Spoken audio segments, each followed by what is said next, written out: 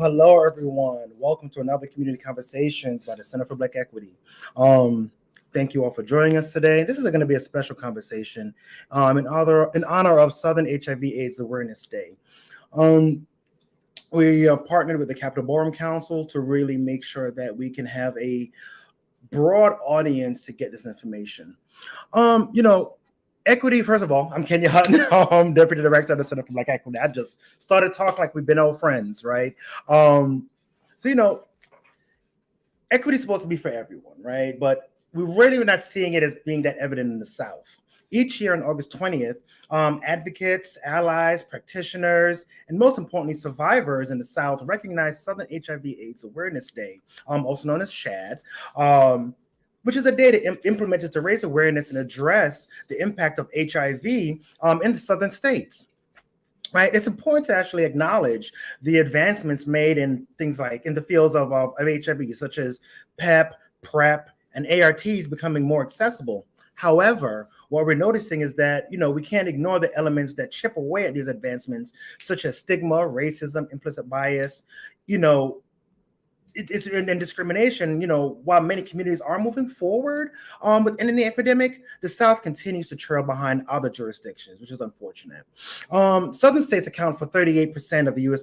population, yet 45% of the population is made up of persons living with HIV. In 2020, there were about 481,815 people living with HIV in the South, and of that, 15,661 people were newly diagnosed, accounting for 53% of new diagnoses. African Americans continue to be disproportionately affected by HIV in the South. So this is going to be a great conversation. I'm going to go ahead and get us started by introducing you all to our moderator today, Torian Baskerville, Director of HIV and Health Equity at HRC. Hey, Kenyon, thank you so very much for the introduction. Hello, everybody. Again, I am Torian L. Baskerville, Director of HIV and Health Equity at the Human Rights Campaign, Foundation. And so I am super excited to be a part of this conversation in honor of Southern HIV and AIDS Awareness Day.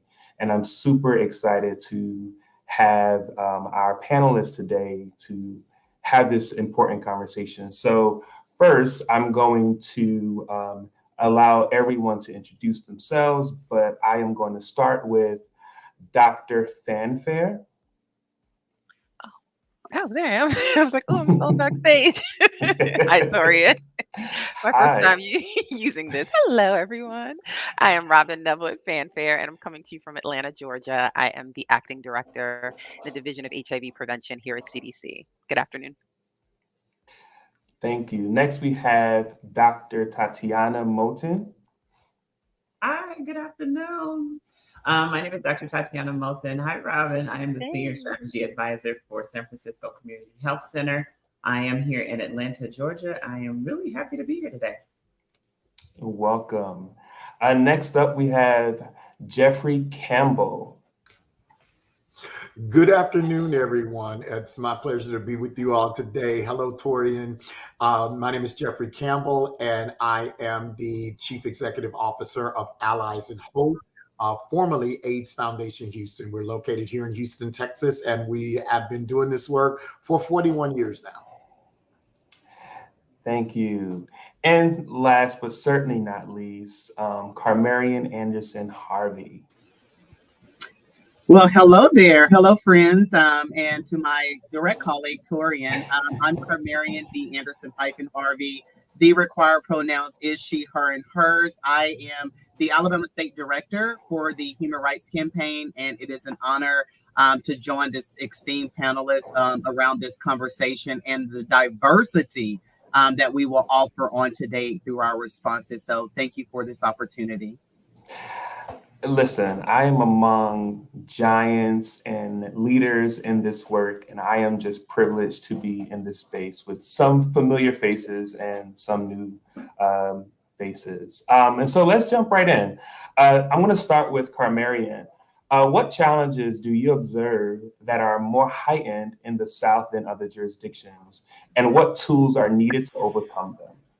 Yeah, so when we speak about the South, let me also preference that, we have Southern initiatives, but there's also some deep Southern initiatives that I call those that live in the Bible Belt sector of the United States of America. And why I preference that, because my response is going to be because of the barriers that we continue to face to reduce the epidemic numbers around HIV, as well as an uptick into access and treatment.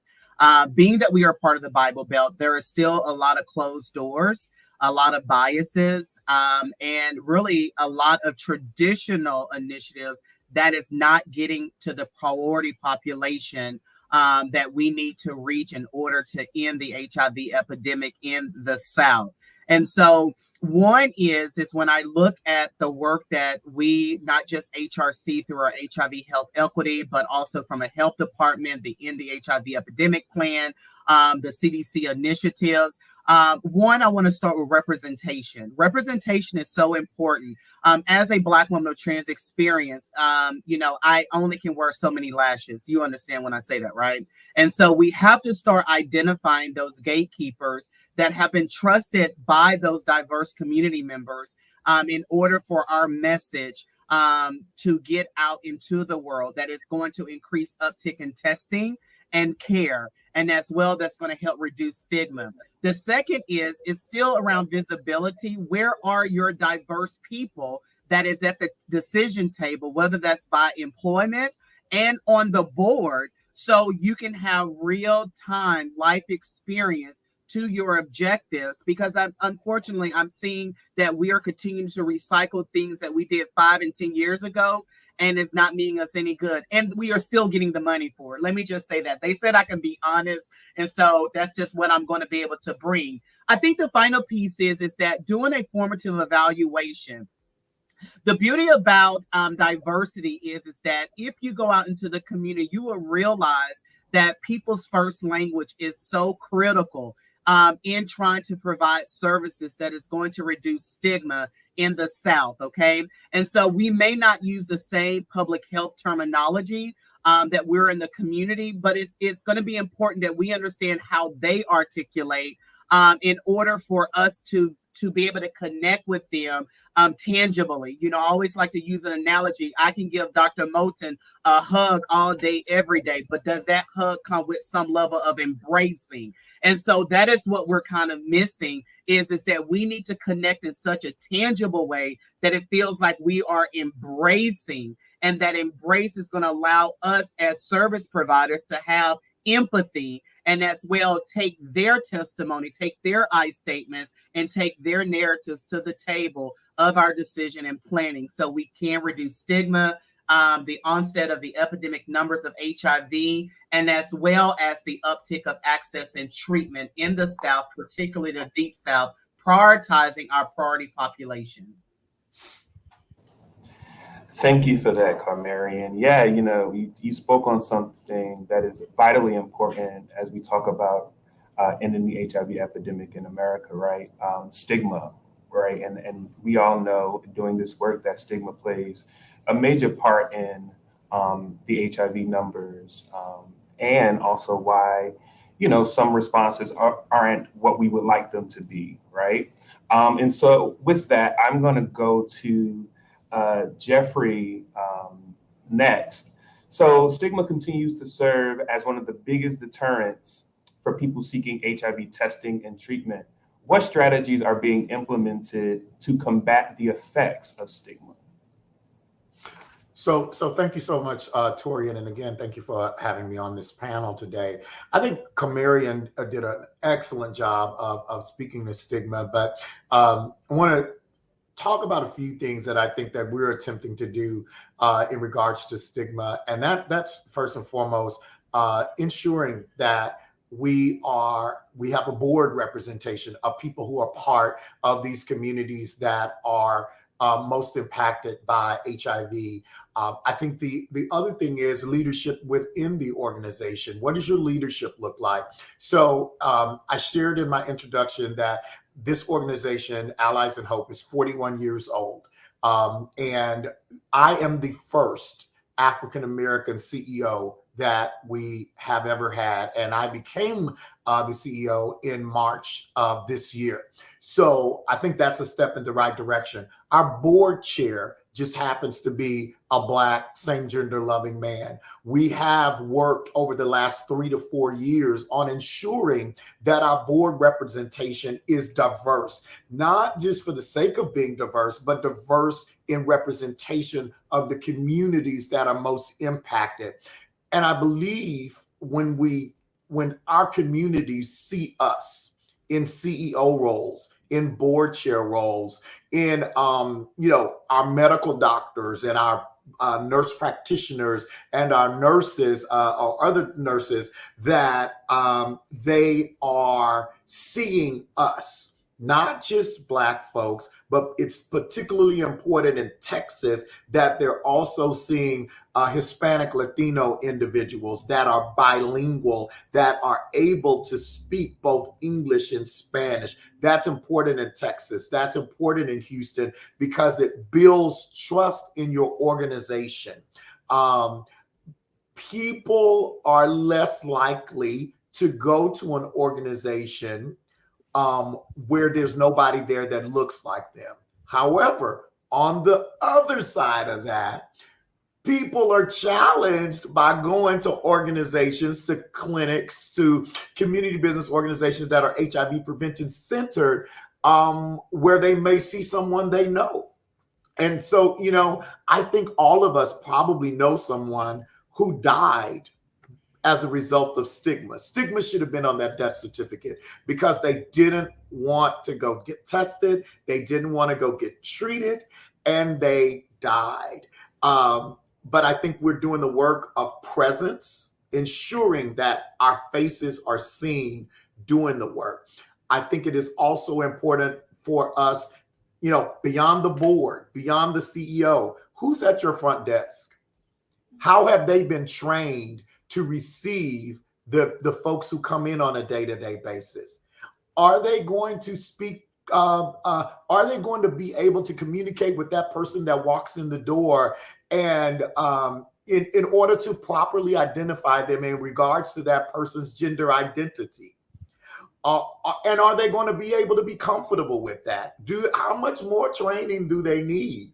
What are your primary care providers that are, seeing folks in your patient examination rooms? What's the conversation that they're able to have? Are they culturally appropriate regarding gender identity, sexual orientation?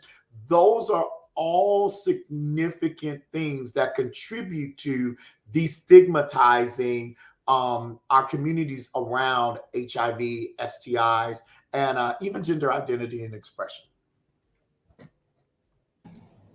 Thank you for that, Jeffrey. You brought something up that around that duality, right, of wanting to see someone that looks like you, but then also kind of that fear of like not also wanting to see somebody that looks like you or somebody that right? And especially when we talk about the rural areas, right, in those places where it's like my auntie works at the health department, right, or my mom's best friend lives there or works there, right? And so working through that and how that shows up in these spaces. I want to shift to Dr. Fanfare. So, we've been impacted by a pandemic, epidemics, all of the things, right? And it has changed how services and resources have been accessed. So, and shortly after, we were thrusted into a pandemic, right? Having to navigate resources for HIV, for Mpox, for opioid use, and hepatitis C. What is the landscape of services like for people accessing services and resources in the South?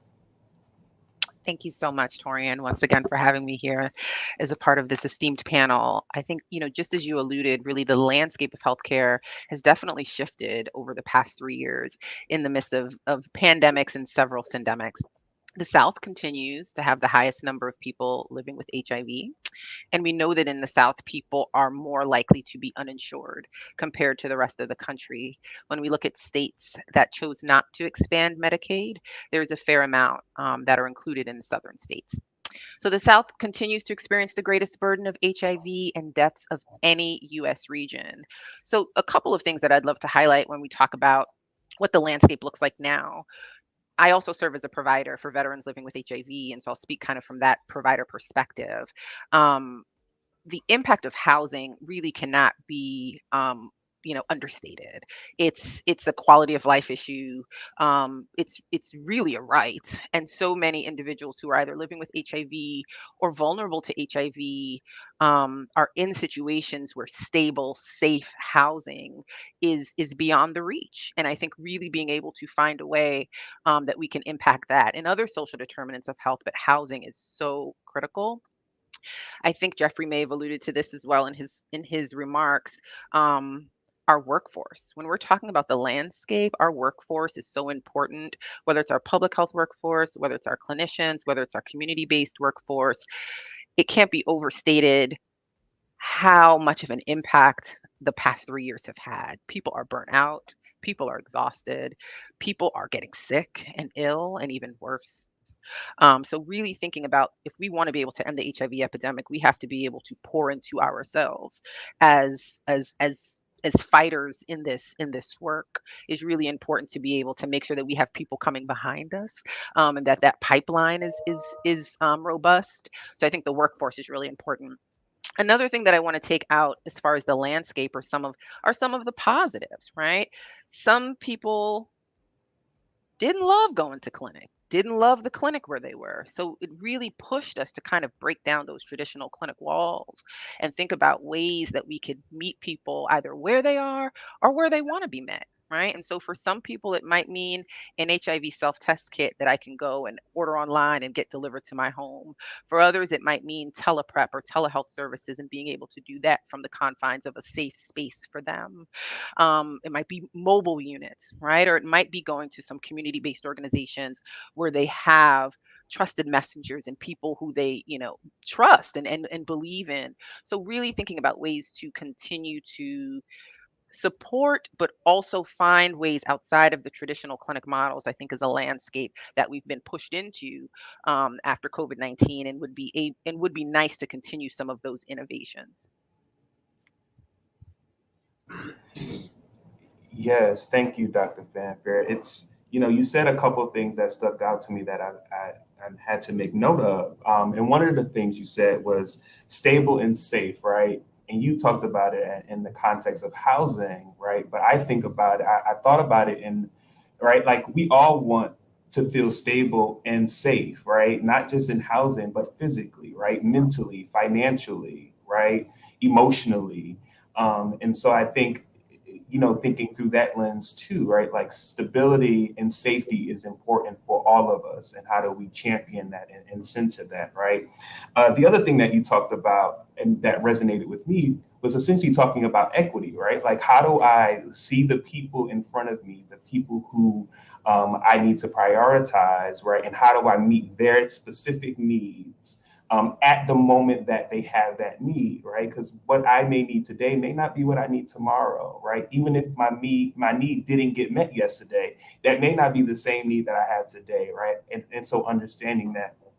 I think the last thing, and I'll use this point to transition to my next question, is around the non-traditional approach, right? And the need to not do things. And Carmarian kind of talked about this in her response, right? Like not expecting that what happened and what worked 10 years ago is going to work now in 2023, right? But how do we look at these things in non-traditional ways? And so that brings me to Dr. Moulton and the next question, right? So there's a quote that says, "No one is coming to save you, but your own hero." And so, traditionally, the LGBTQ community has had to curate a foundation where we save our own members, right, in our own communities. And time after time, again, right, this has happened. We saw it last summer with MPOC's response, right? Talk about the contributions specifically for the ballroom community and what they've made to help the HIV epidemic. Absolutely. Thank you for that. And thank you again, Dr. Robin, for all of the things that you said. And I think it's very important to highlight that, particularly within the ballroom community, there are many things that we have recognized that we had to do for ourselves. And if there's one lesson that was learned, particularly for myself, being both a CBER provider, which is the capacity building assistance provider, funded under the Centers for Disease Control, but also being a participant of ballroom. I am also a leader in ballroom. And so from the beginning of this epidemic of HIV and AIDS, we have had to respond to our own. And so creating safe spaces for chosen family members and other individuals that were impacted or directly or indirectly impacted by this epidemic, promoting HIV education and AIDS awareness throughout our own communities without any assistance from other entities, and creating campaigns and being the purveyors of those campaigns and leading them and implementing a lot of these homegrown interventions, if you will, for ourselves, because we recognize that as much as within society we are seen as living in the margins, we still have to show up for our people. I am the mother of 21 chosen children, 17 here on earth and 4 in heaven. And never once have I been able to go in and say, hey, I need assistance with this, or being able to attend those medical appointments early on in the epidemic because they didn't recognize those non-traditional family dynamics. And so I am really happy and to see that our federal partners are now recognizing these things. And even as you talked about with the response to MPOX, it was to us that they came first, and trying to figure out those things. And so, as I said, one of the greatest lessons that came from COVID that I learned was get out of the way and allow community to help community, because most of the answers that we're looking for, we already have. And so also encouraging HIV testing and prevention. I'm one of those parents who encourages PrEP. I am one of those parents who encourages my children to get in care, to re-engage into care. And so when we're talking about public health initiatives, I think that it is intuitive of us to look to a lot of those non-traditional mechanisms, because again, like as I said before, a lot of those answers that folks are starting to try to theorize and try to understand, okay, well, where does this fit? And what are the theoretical foundations of this and all of that other stuff? And we're saying we have tried those things, as Carmarian said, 15 years ago. Going into barbershops and beauty shops and having those conversations about HIV and AIDS awareness and prevention, we've had those conversations. And so looking to a lot of those non-traditional mechanisms and frameworks of how we do prevention and care should be utilized. Supporting those that are living with HIV. For individuals that are living with HIV within the ballroom community, we've created networks of services and care. Hey, I can't get my medication over here at this clinic. You have a person that's, and even as much as we hate to say this, also the sharing of medication happens where persons who are not able to access or obtain those things, PrEP, PEP, where folks are not able, and having the experiences of having providers say, I don't feel comfortable with prescribing you this medication.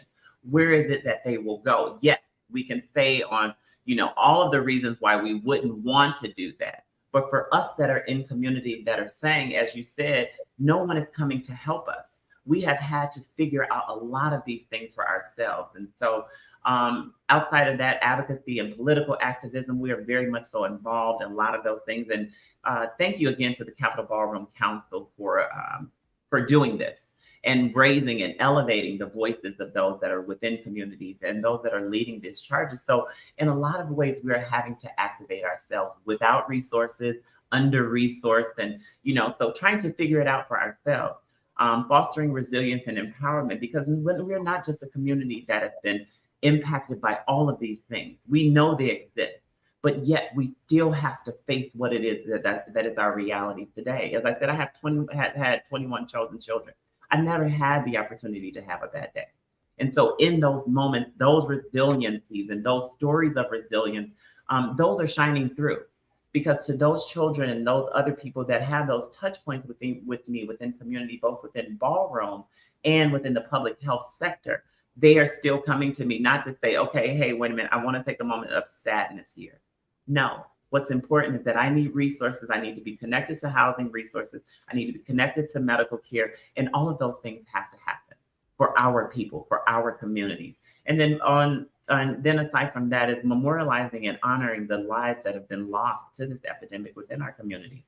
As we've seen how heavily impacted the ballroom community, many of our pioneering icons, our icons and legends, and even those folks who are just making impressions, on a daily basis, are continuously being lost to this epidemic. And now, as you talked about with the syndemics and the multiplicity of all of these pandemics that are occurring, our people are still being impacted. And even in this country, I'm one of those persons who says, as we're having conversations about health equity, we have to acknowledge that we're talking to communities who have never experienced health equality, because equality dictates that we all get the same. And so for many of us, we've never even begun to get to the starting line. And for those of us that are in ballroom, what we're saying is that we have a multiplicity of identities that we vacillate through every day. Most of those are traumatic, and there's a lot of compounding trauma, a lot of the disparities. And COVID didn't create these disparities. COVID only highlighted what existed already. And so for us that are solutions oriented, we know the problems exist. And then we say to those individuals that have the power to change those or have the ability to influence that change, what are we going to do now? We're not going to sit here and talk all day about what exists. Because when we're looking at the numbers, 43% of transgender women of color that are living with HIV are situated in the US South. That's alarming. That is almost half of the Black transgender population in this country. And so what we have to say to ourselves is, what are we going to do about it? We have to begin by creating homegrown interventions, public health strategies that are very specific to Black transgender women. If we are saying that this is a priority population, then let it be prioritized.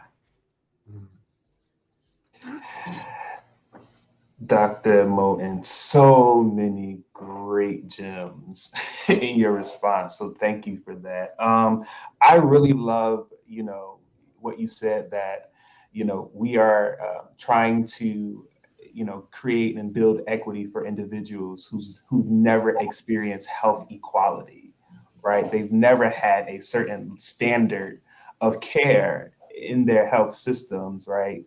I love that.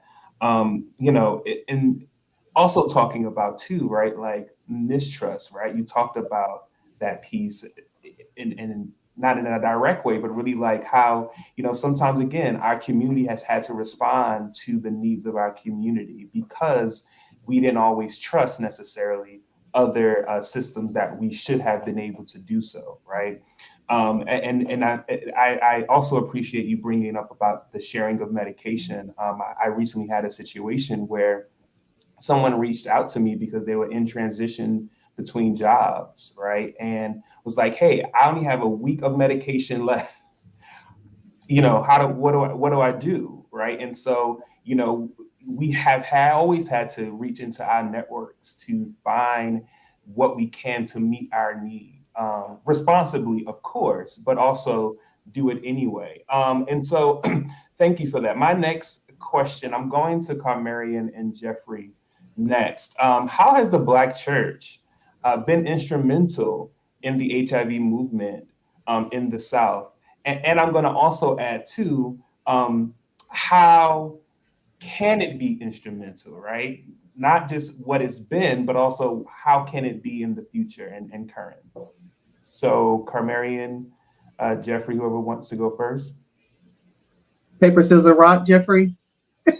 I'll let you go. All righty. Well, we understand that this is my lane. I was glad when they said unto me, let us go into the house of Black church.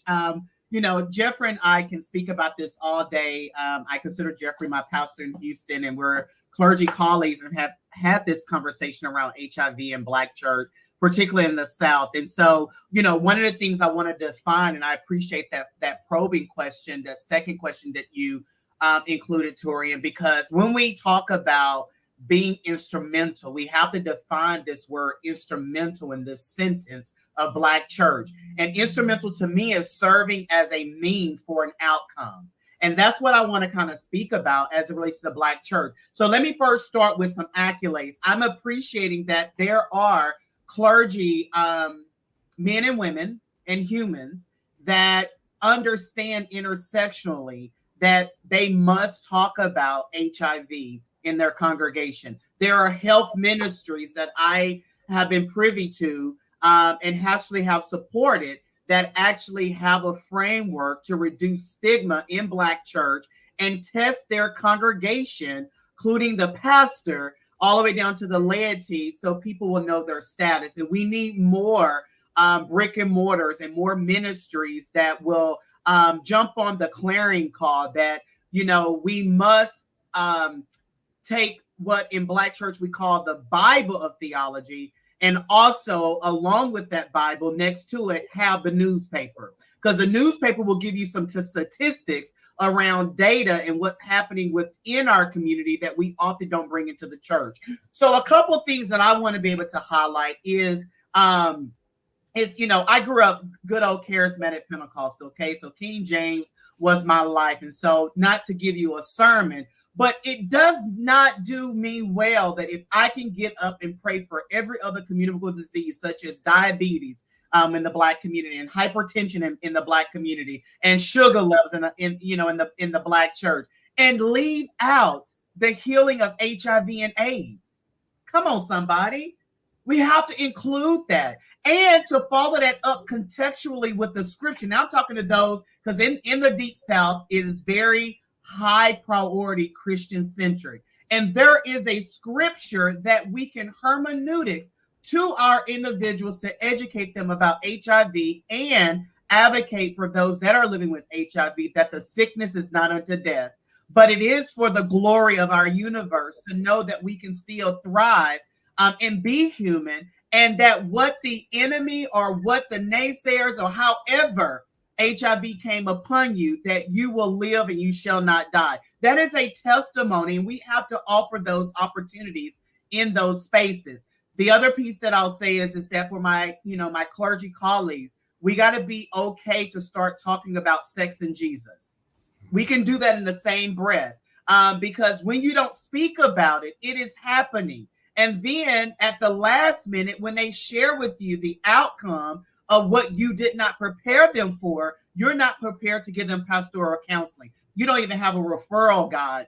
You're not even a licensed, social worker. So we're doing a disadvantage. So we have to have certain things in our congregation to prepare in the time that we're in. It is okay to talk sex and Jesus in the Christian church, in the Black church. It is okay to talk about condom use, that it is a protection for this body that we say is the temple here in the earth. It is okay for us to hermeneutics in a way that will get the attention. So in Black church, our data will celebrate the reduction of stigma, and we can celebrate life more abundantly. So that is my response to Black churches, is that we have to increase our knowledge around current events, and part of that current events is HIV, because we shall live and we shall not die because of HIV.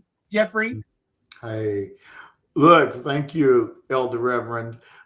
So just a little peep into why this question was thrown at me. I am a licensed and ordained minister, have been so for, I don't know, since 1997. And grew up in the Black church, more independent minded at this point. I have a strange relationship with the church now. But the question that I'm seeing is, how has the Black church been instrumental in the HIV movement in the South? So I want to speak specifically to a few churches here in our area. So the Brentwood Baptist Church has a foundation. And for almost 30 years now, that foundation has been the umbrella for housing program for men living with HIV, and that it's HOPWA funded, housing opportunities for people living with HIV. I'll tell you when Brentwood proposed building that housing program, that the community, the homeowners association, protested it, and the city took the money back. And the pastor of Brentwood, Dr. Joe Samuel Ratliff, stepped up and said, "Yeah, no, we're gonna fight." And so they fought. They won. And so that housing program has been standing, and it has been a safe space for Black and Hispanic men living with HIV, regardless of their sexual orientation, for almost 30 years now. I think that's an important mention. I think it's also important to mention St. John's downtown, which is a United Methodist Church, that for almost 30 years now has actively hosted a Get Tested Sunday every fourth Sunday in the month to promote testing, not in a secret way, but to have the leader of their HIV services ministry to get up on stage every fourth Sunday and say, "Hey, we got testing in the back." That's a partnership with some community testing providing service organization that provided testing and education and linkage to PrEP care and linkage to not primary, but HIV treatment and services. I can mention those two churches. I talk about Reverend Edwin Saunders in Tennessee, that for many years has been the face of the Black church at many conferences across this nation. So churches are doing. What I am seeing, though, and I think it is across the board, is, we've gotten in a really great place, I think, with HIV. We haven't ended the epidemic in Texas or even in Houston. We have not found a cure. We have not found a vaccine yet, or it have not been discovered. But I think in that, because we have the science that people living with HIV are more healthy, that churches and Black folks think, "Oh, that's not a problem anymore." And so because of that, and I would also, it contributed to the COVID, the pandemic, when churches were not able to meet physically, they went online, they met. Some smaller churches disbanded, but we've lost the energy that we had around health and wellness with a specific focus on HIV. In my role as CEO here, one of the things that I have started to do is plug back into the Black church, getting appointments with pastors, getting churches to sign on with MOUs for projects that we are building up that specifically are targeting Black cisgender and transgender women, because that's how I got drawn into this work. I was volunteering and doing some service work with Black women at our Harris Health clinics, and I saw Black women, and this was 25 years ago. And I'm like, I'm in church every Sunday, and there's a lot of Black women in church, but we are not talking about HIV in the church. And so I think what I've learned. And what I'm practicing now, I'm not approaching pastors of certain age anymore to have conversations with them about what I believe the church needs to do, particularly the Black church. I'm approaching younger pastors. I'm approaching more progressive pastors because they're more open to the conversation about HIV. And I'll say this, the way HIV entered our community, or the way we at least think it entered our community, with a high number of Black gay men who were part of the church, who were part of the choirs, who were deacons, who were pastors, that shook the church, because the secrets that the church thought they needed to keep were no longer able to be kept. And so it led the church and put the church in a mode of defense. And in being defensive, the church became offensive. And so I think now it is important for us to really partner with the church, educate the church, update the language of the church around HIV so that they are speaking 2023 language when they speak it, or when they are bringing folks in to educate their health ministries, their young adult ministries, their youth ministries. The church has to be brought into 2023 to do this work in partnership with us now. Thank you both. Y'all took me to church. I'm over here like, amen. Amen. I am going to take a second for a moderator privilege, right? And Carmarian, you said something that, you know, I would like to expand on, right? You said it's okay to talk about sex and Jesus, right? I want to take that a step further and say, you know, it's okay to talk about pleasure and Jesus, right?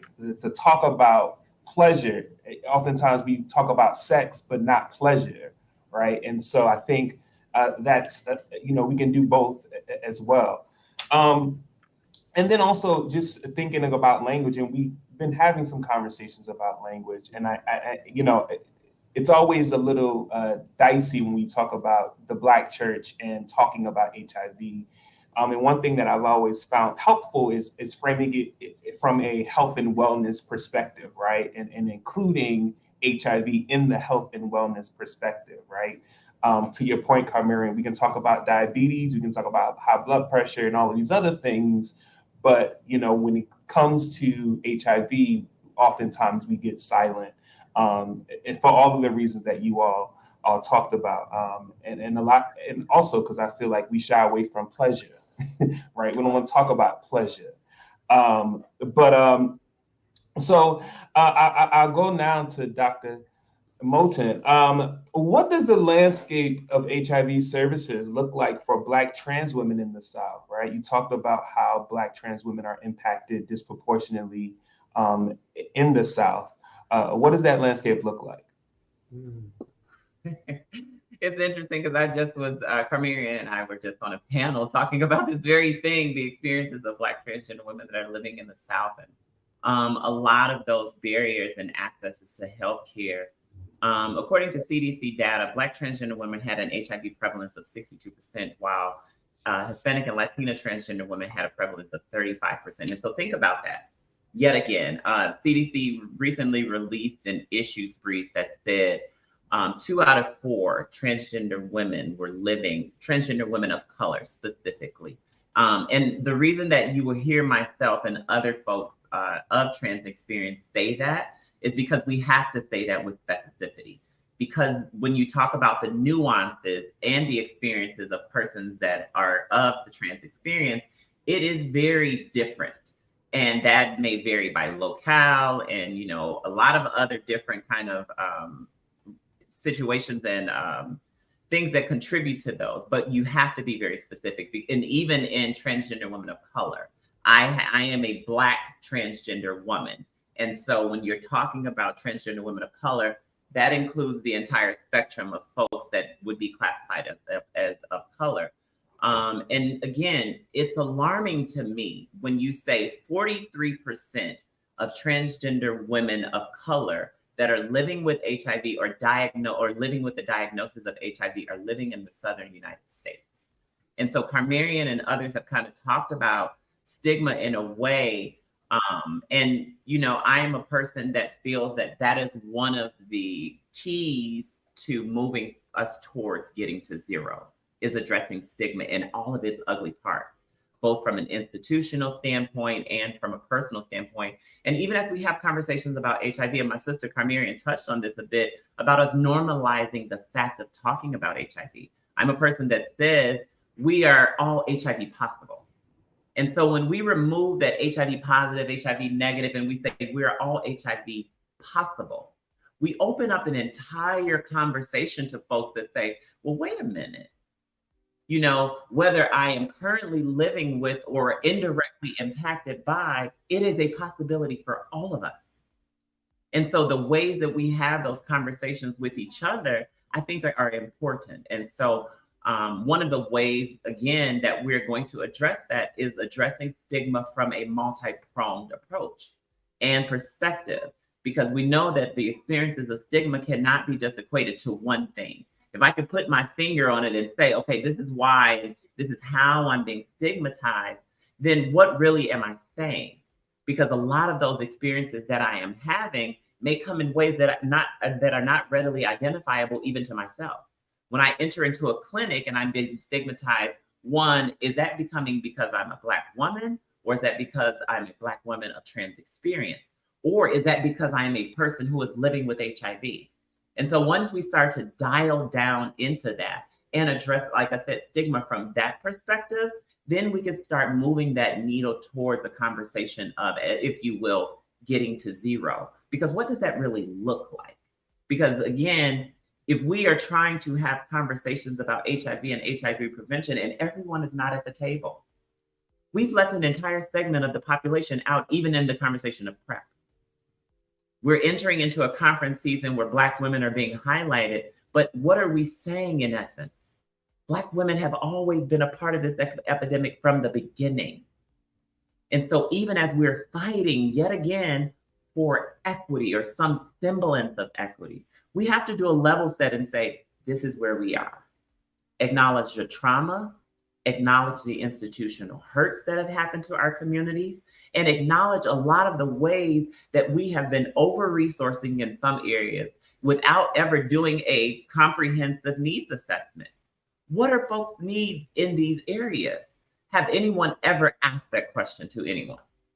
And most of the times we're just throwing resources on the fire, if you will, without saying, wait a minute, what is it that you need so that you are successful in this fight?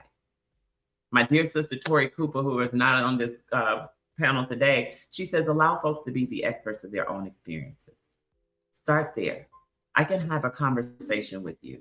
And if I want to have an understanding about what it is that affects you and what it is that you need, who better to ask than you?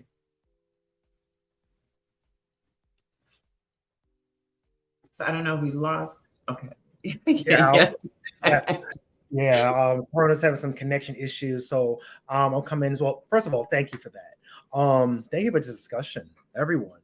This has been enlightening to hear from everybody. Yeah, this has been great. I mean, and everyone on this panel, I love hearing you all talk. Before we move on, Dr. Fanfare, would you like to share something with that for that question or any response?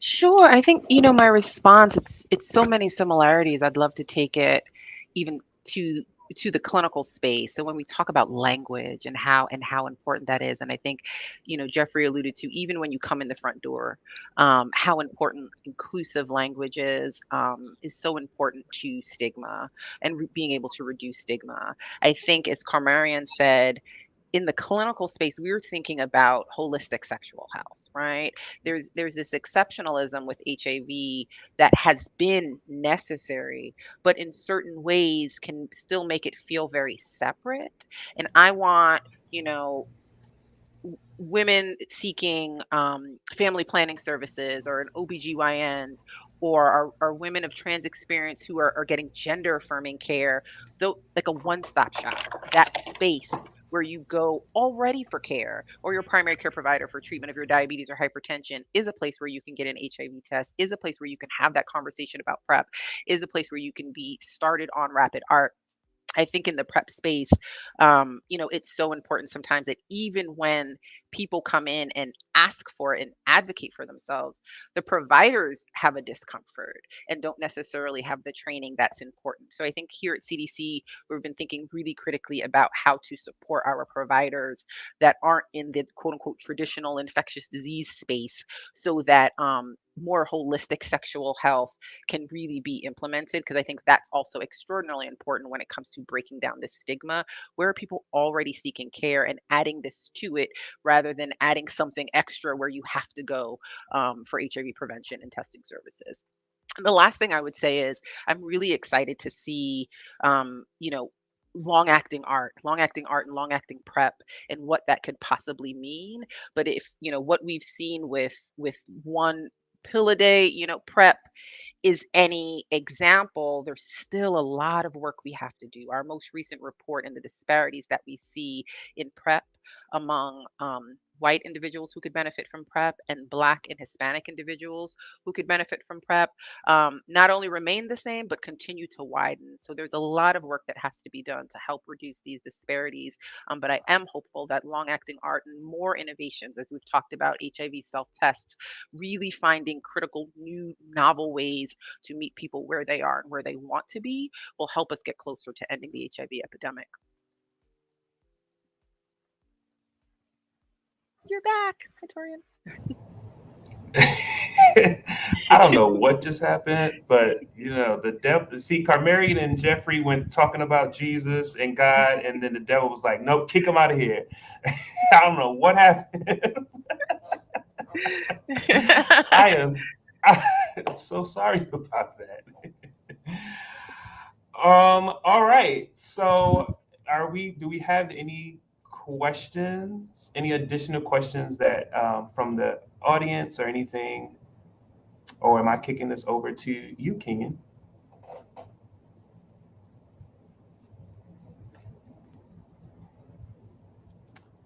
Okay, no questions.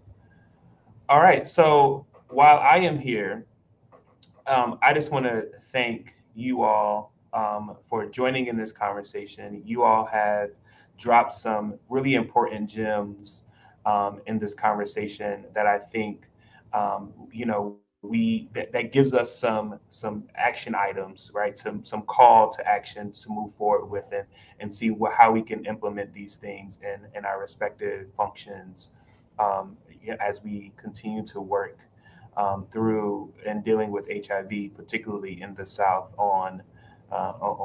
in commemoration of Southern HIV/AIDS Awareness Day.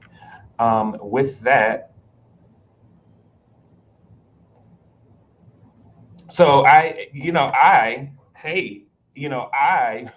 would like to. Let's go this way. How about if each one of you can say what would be one of your, if before folks leave out, if they don't take anything else from this conversation, what would you want them to take from this conversation from your perspective? And we will start from Dr. Moulton, and then I'll go down by the line on my screen. For sure. Thank you again for this important conversation on this day. And one takeaway that I would have to say is that we are all HIV possible. We are all HIV possible. And when we change the language about how we even how we talk about HIV itself, that is one of the ways that we will eliminate stigma. So we are all HIV possible. Thank you for reiterating that. Carmarian.